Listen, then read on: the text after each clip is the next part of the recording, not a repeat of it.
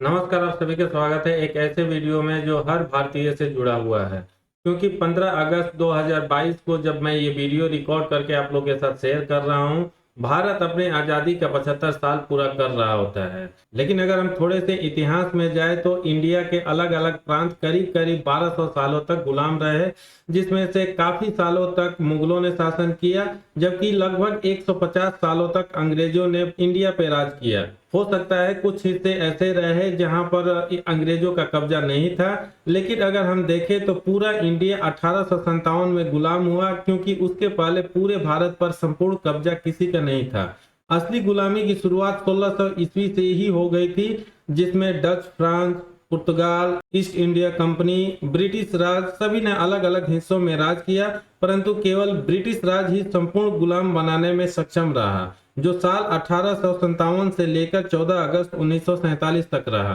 15 अगस्त 1947 को भारत आजाद तो होता है, लेकिन एक दिन पहले बहुत ही बड़ी एक दुर्घटना होती है, क्योंकि 14 अगस्त 1947 को भारत का बंटवारा कर दिया जाता है, जिसमें से एक मुस्लिम राष्ट्र पाकिस्तान बनकर निकलता है। उस समय भारत के क्यों दो टुकड़े किए गए, आजादी कैसे मिली, कितना ने अपने जान की कुर्बानी दी, कितना ने अपने परिवारों को खोया, उसके बारे में मैं डिटेल में तो इस वीडियो में बात नहीं करूंगा, क्योंकि कहीं ना कहीं से जरूर आपने इसके बारे में पढ़ा होगा या सुना होगा। मेजरली इस वीडियो में जो मैं बात करने वाला हूं, 15 अगस्त 1947 से लेकर 15 अगस्त 1922 को आजाद भारत ने अपने 75 सालों की यात्रा पूरी की है। और इन 75 सालों में हमने क्या अचीव किया, 10 ऐसे पॉइंट्स मैं इस वीडियो के माध्यम से आपके साथ शेयर करूंगा। साथ ही 10 ऐसे चैलेंजेज और फेलियर मैं आप लोगों के साथ इस वीडियो में शेयर करूंगा, जो आने वाले टाइम में एटलीस्ट उसको अगर कम्बैट नहीं किया गया, हो सकता है उसका नुकसान हमारे आने वाली पीढ़ियों को भुगतना पड़े। इसके बारे में पूरा डिटेल हम इस वीडियो में जाने, उसके पहले मैं आपसे कहना चाहूंगा, अगर आप फर्स्ट टाइम विजिटर हैं या अब तक आपने इस चैनल को सब्सक्राइब नहीं किया है, तो चैनल को सब्सक्राइब करके बेल आइकन का बटन जरूर प्रेस करें, ताकि आने वाले टाइम में जब भी कोई क्वालिटी वीडियो इस चैनल पर अपलोड हो, नोटिफिकेशन आपको मिलती रहे।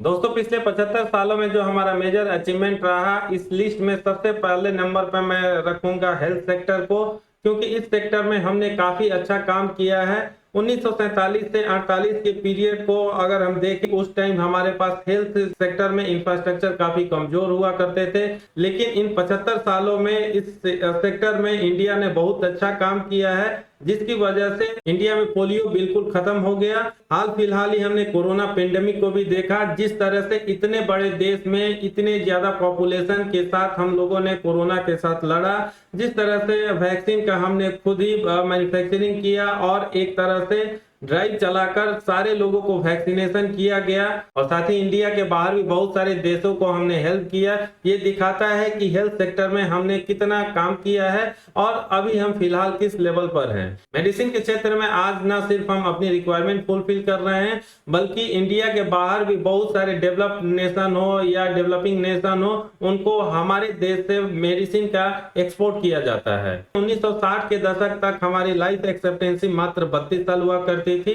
आज के टाइम में लाइफ एक्सपेक्टेंसी 70.19 हो गया है, यानी एक इंडिविजुअल का लाइफ करीब 70.19 ईयर का हो गया है। दूसरा हमारा मेजर अचीवमेंट आया आईटी सेक्टर से, क्योंकि 1980 से पहले आप चले जाएं तो इंडिया का कोई खास इस सेक्टर में रोल नहीं था, लेकिन 1980 में हमारे देश में एक तरह से रिवॉल्यूशन लाया गया, और तब से अब तक हम देखें तो न सिर्फ आईटी के सेक्टर में अभी ग्लोबल लीडर के आसपास हम बन चुके हैं, बल्कि इंडिया की जो टीसीएस लार्जेस्ट आईटी कंपनी है, वर्ल्ड रैंकिंग में नंबर 3rd पोजीशन पे आती है। टीसीएस के अलावा भी हमारे पास बहुत सारी ऐसी आईटी कंपनीज हैं जो न सिर्फ इंडिया में एक स्ट्रॉन्ग प्रेजेंस रखती है, बल्कि इंडिया के बाहर भी डेवलप्ड नेशन हो या डेवलपिंग नेशन हो, वहां पर इनका काफी स्ट्रॉन्ग बेस बन चुका है, जैसे इंफोसिस, विप्रो, एचसीएल, एलटीआई। इन 75 सालों में हमारा तीसरा बड़ा अचीवमेंट है जीडीपी ग्रोथ, क्योंकि 1947 में हमारा जीडीपी करीब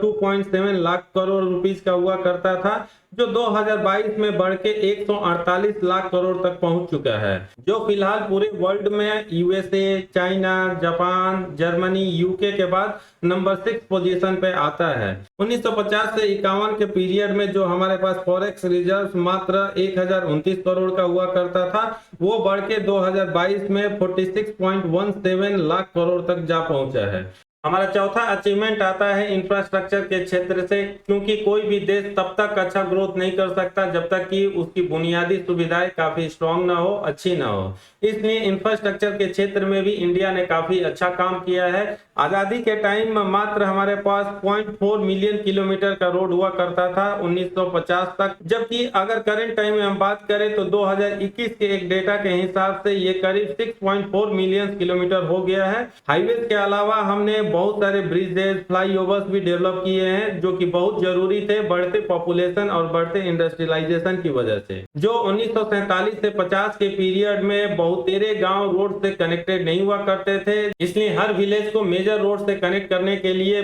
पीएम ग्राम सड़क योजना को चलाया गया। और करंट टाइम में हम कह सकते हैं कि ऑलमोस्ट 100% विलेजेस मेन रोड, जैसे कि कोई हाईवे हो गया, चाहे वो सेंटर का हो या स्टेट का हो, उससे कनेक्ट कर दिए गए हैं। इंफ्रास्ट्रक्चर के क्षेत्र में रोड के बाद जो सबसे ज्यादा काम देखने को मिला है वो है इलेक्ट्रिसिटी, क्योंकि 1950 में मात्र 3061 विलेज ही ऐसे थे जहां पर बिजली जाती थी, और वो भी मात्र 2 से 3 घंटा के लिए। लेकिन 2018 आते आते पूरा इंडिया इलेक्ट्रिफाइड कर दिया गया है। 2018 के एक सर्वे के अनुसार जो टोटल विलेज 5,97,464 थे, उनको इलेक्ट्रिफाइड कर दिया गया है। इंफ्रास्ट्रक्चर को बिल्डअप करने के लिए जो तीसरा मेजर वर्क किया गया हमारे डिफरेंट गवर्नमेंट्स द्वारा, वो हाउस फॉर ऑल के लिए है, क्योंकि 50 से 55 तक का अगर हम एरा देखें तो तब 90% लोग ऐसे थे जो या तो झुग्गियों में रहते थे, झोपड़ियों में रहते थे, या टेम्पररी अरेंजमेंट करके जैसे तैसे गुजर बसर करते थे।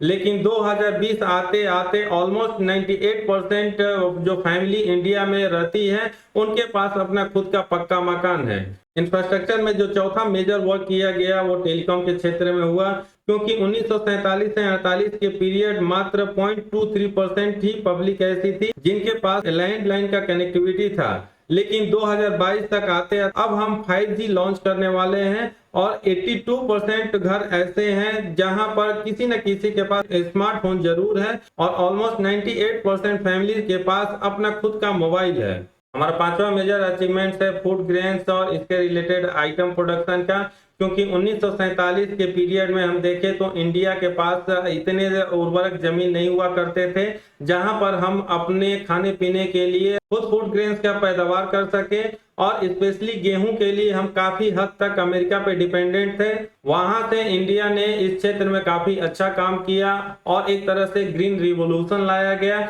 हम ऐसे सिचुएशन में खड़े हैं जहां पर न सिर्फ हम अपने लिए पैदा करते हैं, बल्कि इंडिया के बाहर भी बहुत सारे देशों में हमारे फूड ग्रेन्स का एक्सपोर्ट किया जाता है। हमारा छठा मेजर अचीवमेंट निकल कर आया है डिफेंस पावर से, क्योंकि अगर आपने कहीं पे पढ़ा होगा या किसी से सुना होगा तो 1960 के दशक में इंडिया का एक बहुत ही बड़ा वॉर होता है चाइना के साथ, और उस वॉर में हम बहुत ही बुरी तरीके से पराजित होते हैं, क्योंकि ना ही हमारे पास स्ट्रॉन्ग आर्मी पावर थी और ना ही हमारे पास ढंग के arms, ammunitions, nuclear bomb, fighter jet etcetera थे। चाइना के साथ वॉर का नतीजा ये रहा कि करीब करीब स्विट्जरलैंड जितना एरिया हमने चाइना को गंवा दिया। इन सारी कमियों को देखते हुए इंडिया ने इस क्षेत्र में भी काफी अच्छा काम किया है, और पहली बार न्यूक्लियर प्रोग्राम इन्होंने लॉन्च किया 1974 या 75 का वो दौर था, जहां पर पहला टेस्ट किया गया न्यूक्लियर बम का, और उसके बाद से अब तक हम देखें तो करीब 5 से 6 न्यूक्लियर टेस्ट हो चुका है, जिसका रिजल्ट निकल कर ये आता है कि आज के कंडीशन में हम वर्ल्ड लेवल पर तीसरे या चौथे पोजीशन पर हैं, चाहे आर्मी फोर्सेस की बात हो या हमारे डिफेंस इक्विपमेंट्स की बात हो। हमारा सातवां अचीवमेंट है इसरो यानी इंडियन स्पेस रिसर्च ऑर्गेनाइजेशन का फॉर्मेशन, जो 1969 में किया गया। उसके बाद से हम काफी हद तक बहुत सारे सैटेलाइट्स को सफलतापूर्वक लॉन्च करने में कामयाब हुए। हमारा आठवां अचीवमेंट है इंडस्ट्रियलाइजेशन, क्योंकि 1947 से 48 का दौर अगर हम देखें तो हमारे पास इंडस्ट्री तो दूर की बात, एक खुद की बड़ी कंपनी भी नहीं हुआ करती थी। लेकिन आजादी का 75 साल पूरा होते होते हमारे पास Reliance, Mahindra and Mahindra group, Tata group, Adani group जैसे वर्ल्ड लेवल के बड़े इंडस्ट्रियलिस्ट हुए, क्योंकि न सिर्फ ये इंडिया के नीड को फुलफिल कर रहे हैं, बल्कि वर्ल्ड लेवल पर भी बहुत सारे कंपनीज ऐसी हैं, इंडस्ट्री ऐसी है जिनके साथ ये कम्पीट कर रहे हैं। हमारा नौवा अचीवमेंट रहा है एम्प्लॉयमेंट, क्योंकि जिस तरह से पॉपुलेशन बेतहाशा बढ़ते जा रही है, टेक्नोलॉजी धीरे धीरे मैन पावर को ओवरकम करते जा रही है, बावजूद इसके इंडस्ट्रियलाइजेशन की वजह से बड़ी बड़ी कंपनियां बनी और वहां से एक अच्छे नंबर्स में एम्प्लॉयमेंट जनरेट हो रहा है। इंफ्रास्ट्रक्चर पे काफी ज्यादा काम हो रहा है, वहां पर भी एक अच्छा खासा डायरेक्टली इनडायरेक्टली एम्प्लॉयमेंट जनरेट हो रहा है। इसके अलावा गवर्नमेंट का या बैंक का जिस तरह से सपोर्ट एमएसएमईज को मिल रहा है, वहां पर भी या तो सेल्फ डिपेंडेंट या सेल्फ एम्प्लॉयमेंट जनरेट हो रहा है, कुछ लोगों को वहां पर भी रोजगार मिल रहा है। इस लिस्ट में 10वां और आखिरी मेजर अचीवमेंट है एजुकेशन का क्षेत्र, क्योंकि 1947-48 की अगर हम बात करें तो मात्र 30% पॉपुलेशन ही ऐसी थी जो लिटरेट हुआ करती थी। इस फील्ड में अभी भी बहुत काम करने की जरूरत है, क्योंकि भले ही पिछले 75 सालों में हमारा लिटरेसी रेट 30% से बढ़ के 70% तक जा पहुंचा है, लेकिन अभी भी 30% टू 31% लोग ऐसे हैं जो लिटरेट भी नहीं है। इसलिए मेरे अकॉर्डिंग इस फील्ड में अभी बहुत काम करने की जरूरत है, क्योंकि फर्स्ट हमारा टारगेट होना चाहिए 100% लिटरेसी, उसके बाद हमारा टारगेट होना चाहिए मैक्सिमम लोगों को कैसे एजुकेट किया जाए। दोस्तों, ये तो रहे 10 अचीवमेंट्स जो मेरे हिसाब से पिछले 75 सालों में इंडिया ने अचीव किया है। अब हम बात कर लेते हैं 10 ऐसे फेलियर्स या चैलेंजेस के बारे में। फेलियर एंड चैलेंजेस में जो पहला पॉइंट मेरे हिसाब से निकल कर आ रहा है वुमेन एम्पावरमेंट का, क्योंकि भले ही 1947 से लेके 2022 तक हम कहें कि वुमेन एम्पावरमेंट के लिए हमने ये किया वो किया, 2 राष्ट्रपति अब तक हमने दे दिए, देश की एक प्रधानमंत्री भी लेडीज बनी, लेकिन अभी भी जो 50% का रेशियो होना चाहिए मेन के साथ अभी तक हमने अचीव नहीं किया है, चाहे वो पार्लियामेंट में हो, किसी गवर्नमेंट एम्प्लॉयमेंट में हो या प्राइवेट सेक्टर में जॉब की बात हो। इसके अलावा अभी भी बहुत सारा क्षेत्र ऐसा है इंडिया में जहां पर अगर एक सिंगल लड़की या सिंगल वुमेन रात में 12-1 बजे कहीं जाना आना चाहे तो नहीं चल सकती है, क्योंकि उनके साथ गलत तरीके का व्यवहार किया जाता है। इसलिए हमको हमारी मेंटेलिटी चेंज करनी होगी और उनको उतना रिस्पेक्ट जरूर देना होगा जितना वो डिजर्व करती हैं। हमारा दूसरा फेलियर रहा पॉपुलेशन कंट्रोल में, क्योंकि इस फील्ड में ऑलमोस्ट हमने कुछ नहीं किया। 1951 में जो हमारे देश का पॉपुलेशन करीब 36 करोड़ के आसपास था, वो बढ़ के अभी के टाइम में करीब 140 करोड़ के आसपास जा पहुंचा है। भले ही हम इसके अलग अलग तर्क दे, लेकिन जिस तरह से पॉपुलेशन विस्फोट देखने को मिल रहा है, आने वाले टाइम में निश्चित ही एक ये बहुत बड़ा चैलेंज रहने वाला है, क्योंकि किसी भी गवर्नमेंट या किसी भी इंडस्ट्रियलाइज्ड कंट्री के लिए ये संभव नहीं है कि इस तरह से पॉपुलेशन अगर बढ़ता रहे तो उनको ढंग से नर्सरिंग किया जा सके और सबको एम्प्लॉयमेंट दिया जा सके। बढ़ते पॉपुलेशन की वजह से कंडीशन ऐसा बन चुका है कि करंट टाइम में 1 से 2 बच्चों वाला बाप या माता नौकरी करके टैक्स पे करती है, जबकि 6-8 बच्चे वाले माँ बाप फ्री का राशन, फ्री का एलपीजी और फ्री का पेंशन लेते हैं। तीसरा बड़ा चैलेंज है करप्शन, क्योंकि पिछले 75 सालों का रिकॉर्ड अगर हम देखें तो करप्शन बहुत ज्यादा ऊपर तक जा चुका है और शायद ही कोई गवर्नमेंट ऑफिस आपको देखने को मिलेगा जहां पर बिना कुछ लेन देन के आपका काम हो जाएगा। और ऊपर से लेकर नीचे तक न सिर्फ भ्रष्ट अधिकारी भरे पड़े हैं, बल्कि जिनको हम चूज करते हैं, चाहे वो पार्लियामेंट में बैठते हो, विधानसभा में बैठते हो या लोकल बॉडी हो, इसमें से मैक्सिमम लोगों का टारगेट केवल मैक्सिमम टू मैक्सिमम पैसा कमाना होता है। और वर्ल्ड रैंकिंग में अगर हम बात करें फिलहाल तो करप्शन इंडेक्स में 40वें स्थान पर पहुंच गए हैं, जबकि वर्ल्ड रैंकिंग में 85th पोजीशन पर पहुंच गए हैं। हमारे लिए चौथा बड़ा चैलेंज है जुडिशियल सिस्टम, क्योंकि इस फील्ड में भी पिछले 70-75 सालों में बहुत ज्यादा डेवलपमेंट देखने को नहीं मिला है और प्रेजेंट टाइम में 4.7 करोड़ केसेस पेंडिंग पड़े हुए हैं लोअर कोर्ट से लेके सुप्रीम कोर्ट तक में। हमारे लिए पांचवा बड़ा चैलेंज है पॉलिटिकल और इलेक्शन सिस्टम, क्योंकि जिस तरह से इलेक्शन इंडिया में कंडक्ट किए जाते हैं, आपको हर दूसरे तीसरे महीने में कहीं ना कहीं इलेक्शन होता हुआ दिखेगा। हर दूसरे तीसरे महीने में चुनाव होने की वजह से न सिर्फ हमारा रिसोर्सेज वेस्ट होता है,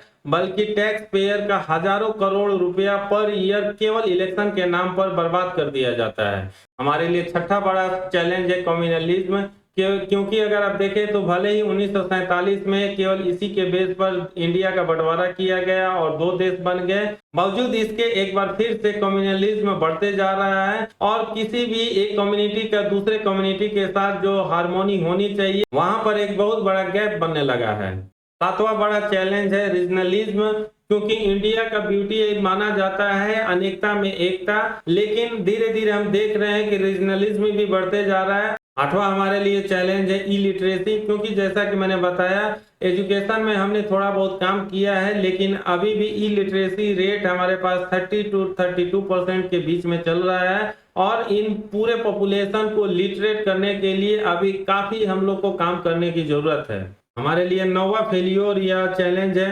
इकोनॉमिक इनइक्वालिटी, क्योंकि 1947 से 2022 के बीच में हम देखें तो सीन ऐसा कुछ डेवलप हो रहा है कि one rich person is becoming richer जबकि one poor person is becoming poorer. इसके अलावा एक और तरह का गैप डेवलप होता हुआ दिख रहा है विलेजेज और अर्बन एरियाज में, क्योंकि रूरल एरिया में हम देखें तो बहुत सारी ऐसी फैसिलिटी जो गवर्नमेंट द्वारा दी जाती है वो बराबर नहीं पहुंच रहा है। यानी जो भी गवर्नमेंट अपना कोई स्कीम या डेवलपमेंट का प्रोग्राम लेके आती है वो इक्वली डिस्ट्रीब्यूट हो, चाहे रूरल एरिया हो या अर्बन एरिया हो। हमारे लिए 10वां और आखिरी चैलेंज है वाटर सप्लाई का, क्योंकि अक्रॉस द इंडिया अगर आप देखेंगे तो बहुत सारे क्षेत्र आपको देखने को मिल सकते हैं जहां पर प्योर वाटर का सप्लाई काफी दुर्लभ होते जा रहा है। दोस्तों ये तो रहा आजाद भारत के 75 सालों की यात्रा जो मेरे अकॉर्डिंग है। आप क्या सोचते हैं 75 साल के आजाद भारत के बारे में? जो भी आपका फीलिंग है, सोच है, कमेंट सेक्शन में जाकर कमेंट करके जरूर बताएं। इस वीडियो में इतना ही। उम्मीद करता हूं आपको पसंद आया होगा।